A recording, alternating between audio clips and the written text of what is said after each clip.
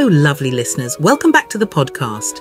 Today, we're diving into a fascinating and crucial topic, scientific integrity as outlined in the British Psychological Society's Code of Ethics for Human Research. Now, I know what you're thinking. Scientific integrity sounds a bit dry, but trust me, it's anything but. So grab your cup of tea, settle in, and let's explore this vital principle together. First off, let's set the stage. Scientific integrity is all about honesty in research. It's about ensuring that the methods, results, and interpretations of studies are presented truthfully. Why is this so important, you might ask? Well, imagine if a groundbreaking study was based on fabricated data. The ripple effects could be catastrophic. Trust in psychological research hinges on this integrity. Did you know that studies have shown that around 30% of researchers admit to some level of research misconduct? That's a staggering statistic that highlights the need for rigorous adherence to ethical standards. Now, let's break this principle down into its key components. The first part is honesty. Researchers are expected to report their findings accurately, without distortion. But here's a thought. Have you ever wondered what happens when researchers feel pressured to produce positive results?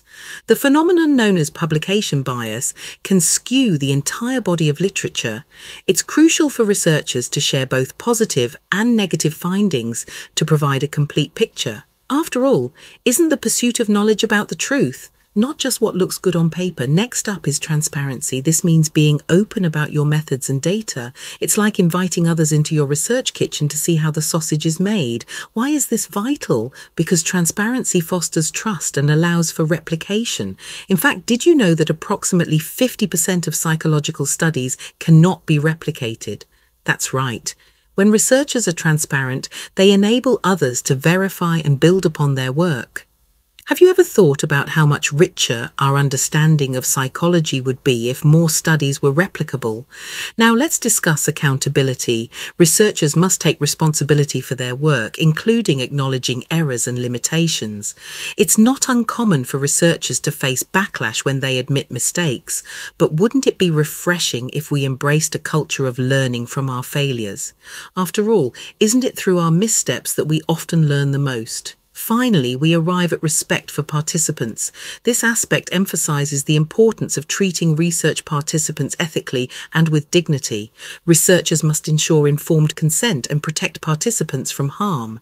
Can you imagine being part of a study where your well-being is compromised? It's essential that researchers prioritize the rights and welfare of those involved in their studies. So, lovely listeners, as we wrap up today's discussion on scientific integrity, let's reflect on a few questions.